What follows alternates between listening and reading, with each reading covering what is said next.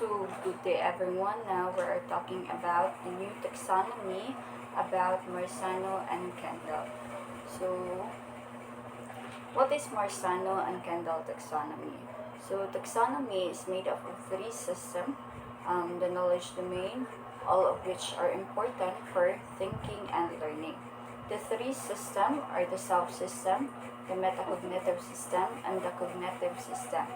They refrain from three domains, and instead of categorizing learning activities, they describe 6 levels of processing knowledge. So, the taxonomy consists of three systems, which is the self-system, the metacognitive system, and the cognitive system. And there are 6 levels of processing: the knowledge, the crucial for thinking and learning. So, from the chart shown is there are 3 domains and there are 6 levels of processing. So, for 3 domains, we have the information, the mental procedures, the psychomotor procedures. So, those are related for subsystem, metacognitive system, and cognitive system. And for this 6th level of processing, the first is the retrieval, comprehension, analysis, knowledge utilization, metacognitive system, and self-cognitive system. So these are the 6 level of processing. So now we're talking about the 3 domains, which is the first is the cognitive system. So cognitive system are oriented toward human skills and capabilities. They can perceive and understand things, draw conclusion, and learns. They can also be dependable, react to unexpected event. The first 4 level of processing are the cognitive beginning with retrieval, comprehension, analysis, and knowledge utilization. So under the cognitive system, which are the retrieval, the comprehension, analysis, and knowledge utilization. So muna siya under sa cognitive system. And then for ang cognitive system is about human skills and capabilities. For metacognitive system, these are the 5th level of processing that involve the learning specification of learning goals, monitoring of learners, own process, clarity, and accuracy of learning. Simply put, involves the learner's organization of their own learning. So, ang metacognitive diri na makita ang learning goals, ang monitoring of learning sa own process. So, paano mo monitor na diri kung nakatong ba ng bata, na ba clarity sa iyang nakatunan, nakasabot ba siya. And then for self-system, so the 6th level of processing, which is involved the learner's examination of importance of learning tasks and their self-efficacy. It's also involved the learner's emotional response to the learning task and their motivation regarding it. So ang self-system kaya magawas diri ang examination sa kanang importance sa learning task and self-efficacy, ang ilasing emotional response towards the task kaya magawas diri. Then so as Marzano and Kendall, ang taxonomy is it's about learning and thinking. So sa learning and thinking, so naa jud ang atong memory usa sa may use diri sa ilahang taxonomy. So short explanation about short-term memory, long-term memory, and sensory memory. So kung maingon ta og short-term memory, 15 to 13 seconds kay murag kuan siya kanang pinaka dali mura siya kanang pinakalit ba nga kanang like for example na may friends na magkikila-ila, so at that time dili para ba din mo makatch up ang bisayangan. So kanang moingon na kasi imong friend na kanang ay mo ani si kuan ipaila-ila like ana nga dayon kay kanang mag-istoryahan na mo, naman nakaglo, no? Kasi rin nagkuhan. Kasi pangalan ato niya, yung malimot din ka ba, mo siya short-term memory. And then for long-term memory, kay may for sensory memory, kay 1 to 3 seconds. For example, mga, mag-discuss ang mga teacher. Kanang, mga teacher, oh, do you understand, class?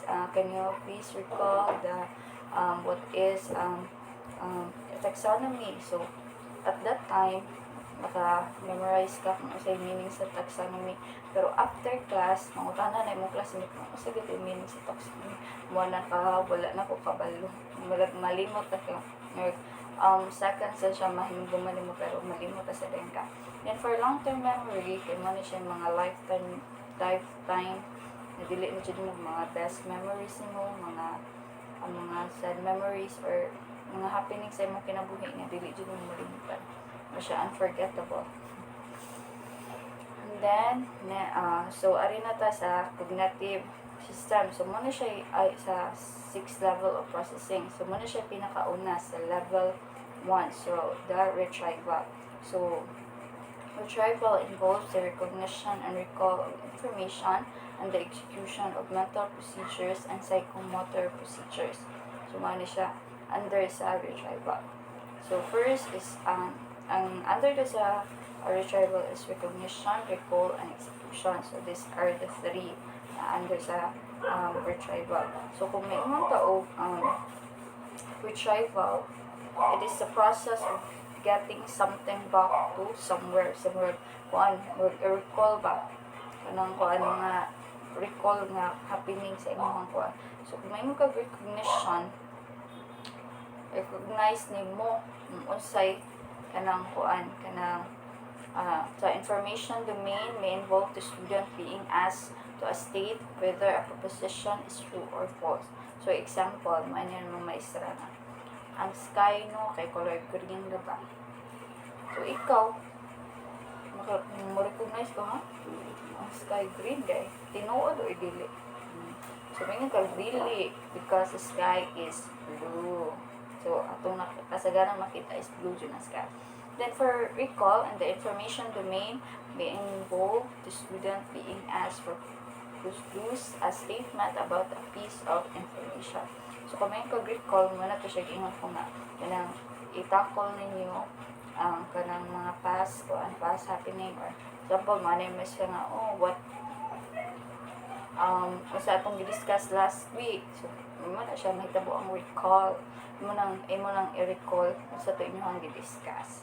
Then for execution is a problem solving using calculator with formula without error, or mental procedures domain might require the student to execute a procedure such as calculation without significant error.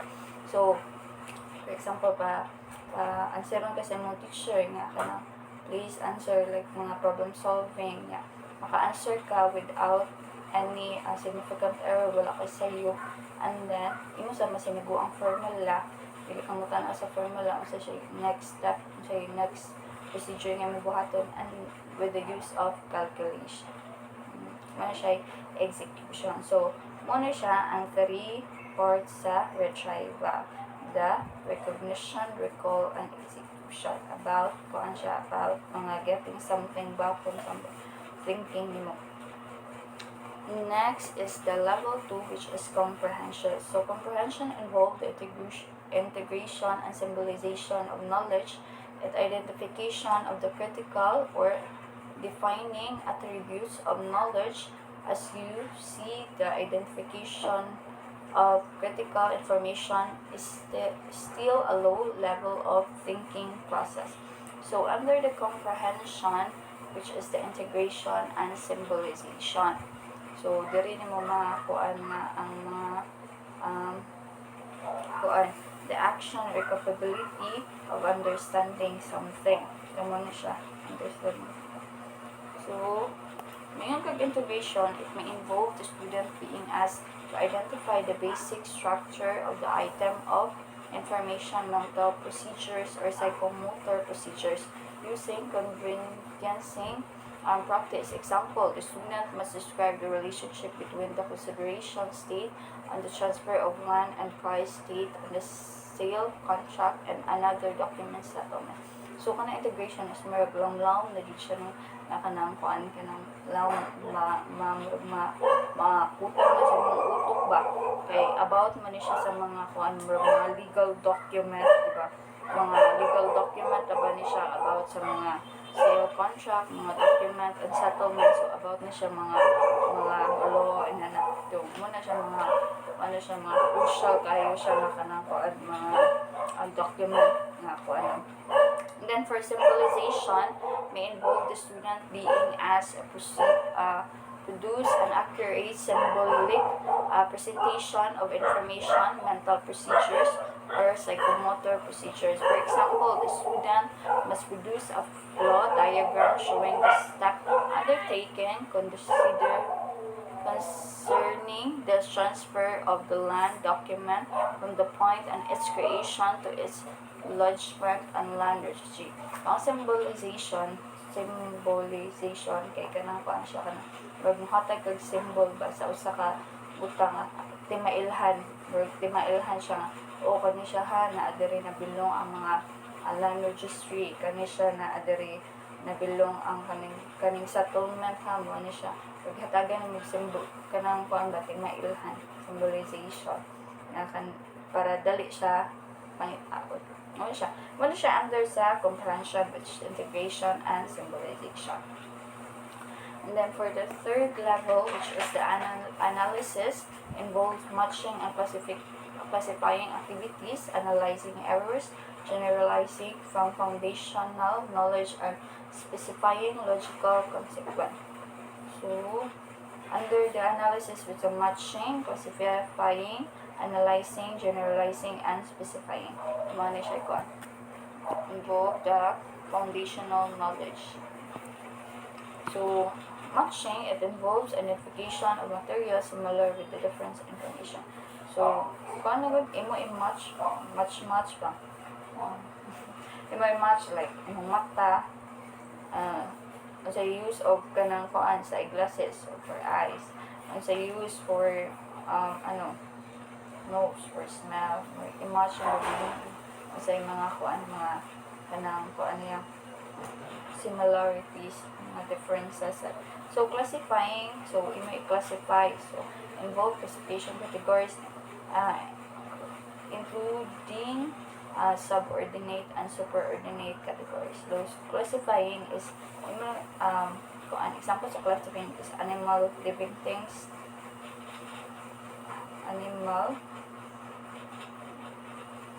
living things, grass, and non-living things. So, mga living things or non-living things. So, may living things, muna siya mga animals, yan ang mga nakinabuhi ba. And then, mga kag non-living things, so muna siya mga walay ko ng kuan kinabuhi. Then, fruit and vegetables, ano siya i-identify, siya classifying mo. So, next is analyzing. Errors is fairly self-explanatory. So, spelling, grammar, formula, ano siya, i-analyze mo ba ko? Sakto ba ni siya pag-abupat? Sakto ba ni akong grammar nga gigamit? Sakto ba ni nga word ang gikuan? Muna siya analyzing. Muna siya part sa analyzing. So, generalizing involves the construction of a new generalization based on the prior learning.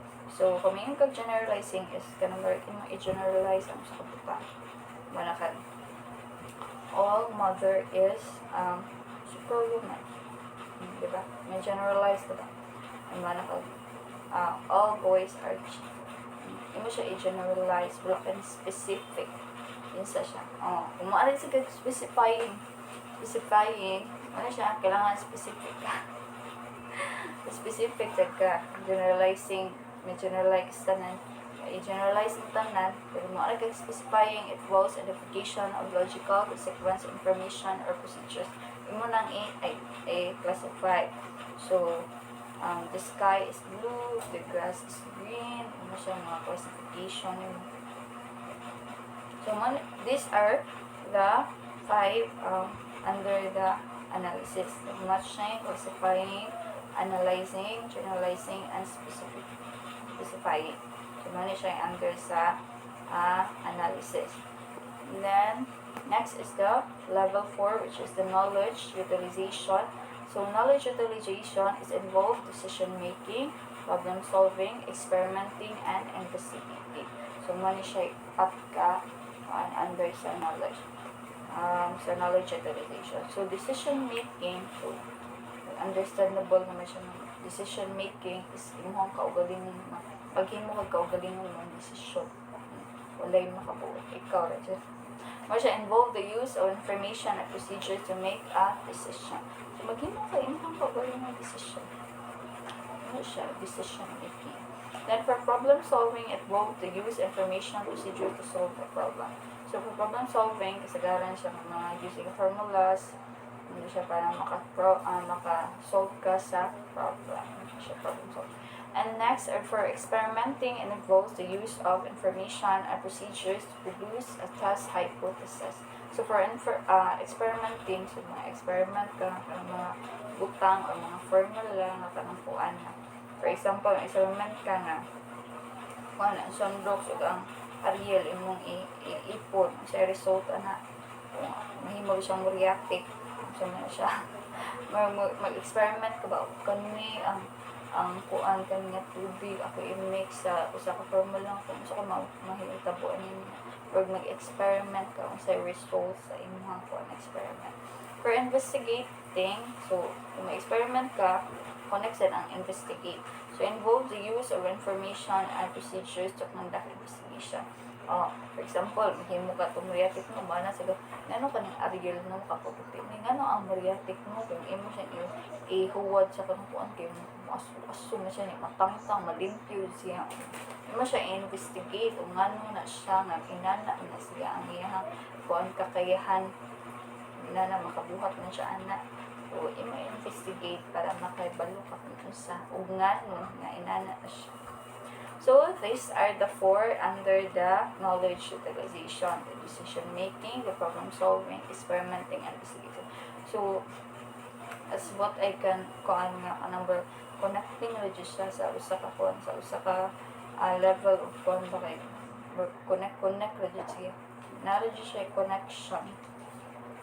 Then next is the level 5, which is the metacognitive system. So, involves the learner's specification of learning goals, monitoring of the learner's own process, clarity, and accuracy of learning simple but involves the learner's organization of their own learning. So, sa metacognitive, nasa siya,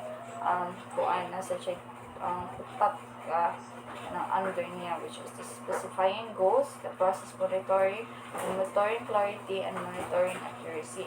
So, kung may specifying goal, it involves the setting specific goals relative to one's understanding for or skills at the specific type of knowledge and developing a plan accomplished by goal. So, kung may specifying goals, it involves accomplish of work and goal.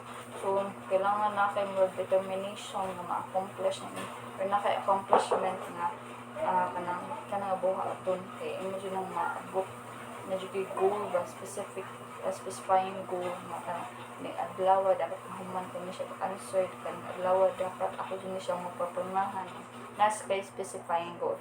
For process monitoring competence, components of the metacognitive system typically monitors the effectiveness of the procedures being used in the task. So, process of application and kanang work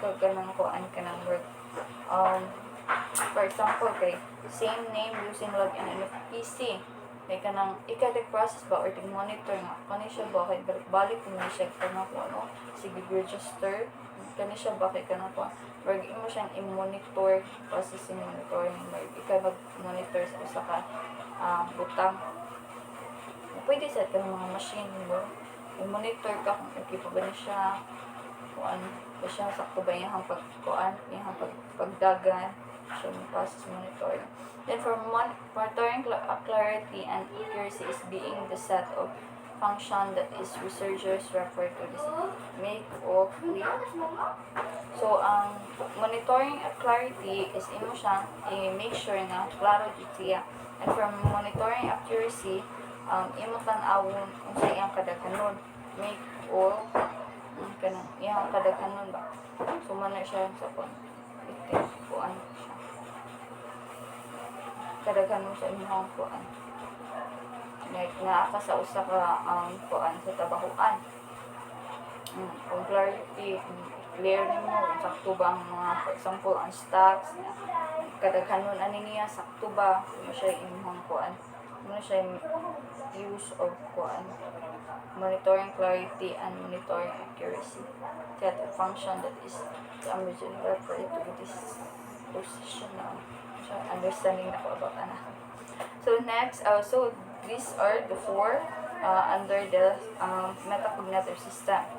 The specifying goals, process monitoring, monitoring clarity, and monitoring accuracy. So for the last one, which is the level 6, the self system, it involves the learning examination of the importance of the learning task and their self-efficacy. It also involves the learner's emotional response to the learning task and their motivational regarding. So under the self system is the examining importance and examining efficacy. So when you could examining importance, it involved analyzing the extent to which one believes a specific knowledge is important. So kung important of last one, examining importance to kuan ba kanang gaan mo important siya ang usa ka butang, like important of the lesson, so siya ka importante nga pwede in the future imo siyang madala, imo siya examining the importance, imo siyang matagang importansya. Then for examining efficacy, it involves examining the extent to which individuals believe that they can improve their understanding or competencies relative to specific type of knowledge. So, examining efficacy, kaya ka na more siya, mutuo ka ba nga ka ng ang usa ka tawo is not your improvement of their understanding or competency. So, ang usa ka tawo is dili magpabilin niya na sa low level na siya ba. So, mutuo ka nga ang tao na siya kanang high level of understanding ka na makabot yun na niya basta mutuo lang siya. So, that's all about the Marzano and Kendall taxonomy. So under the self-system, which is examining importance and examining efficacy. So, muna siya tanan about sa Marzano and Kendall taxonomy. So I hope you understand and thank you for listening.